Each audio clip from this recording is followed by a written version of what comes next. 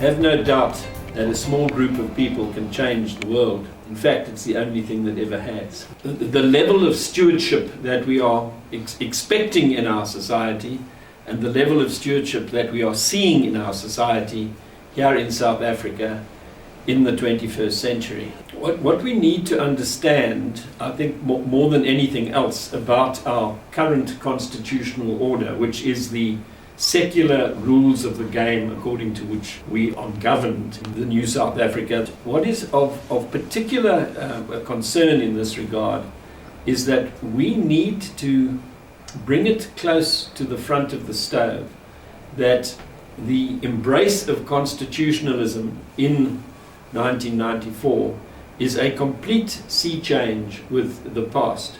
A lot of people are apt to say an apartheid regime versus a liberated South Africa is the biggest change between our past and our present. In fact, it is not. And I need to unpack for you how we got there, because I think it's important to understand it. By 1990, the Nats, who'd been in power since 1948, had become conscientized to the fact that they couldn't carry on like they were carrying on, because it just wasn't going to be possible. Banking sanctions were looming, the country was virtually bust. There was a low-grade civil war going on, especially in the urban townships, and a big change was needed. So on the 2nd of February 1990, F.W. de Klerk stood up and said, I'm unbanning the liberation movements, I'm releasing political prisoners, and we are all going to sit down and talk about what is to follow. And in the period between then and February 1997, when our current constitution came into force, a process was followed that was all-embracing, that involved all of the political parties, and in fact 2 million individuals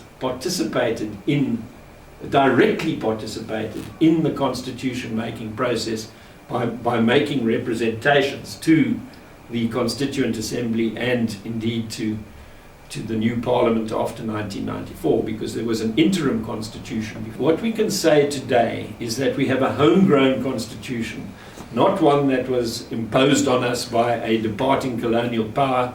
South Africa's position is that those who were political players in the early 90s had to sit down and come to terms with a way forward that would be acceptable to everybody.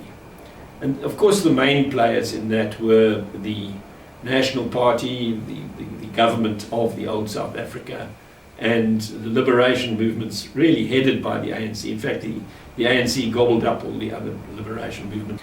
So how then do you get an authoritarian National Party and a liberation army, a struggle entity, very much influenced by communist thinking, to come to a compromise that both can live with? Well, what we did was we embraced constitutionalism, which is an idea that is foreign both to communist doctrine and to the parliamentary sovereignty authoritarian approach of the National Party and the old South African way of doing things. And this has extreme implications for what goes on today in South Africa, because what constitutionalism means in real terms to people living their lives in the new South Africa is that we are in a system under the rule of law. The rule of law is actually regarded as supreme in our constitutional dispensation. And the Constitution says that laws or conduct that is inconsistent with the Constitution is invalid, which means that anything that government does can be challenged by anybody in the public interest and struck down if the court agrees that what is going on is indeed inconsistent with the values of the Constitution.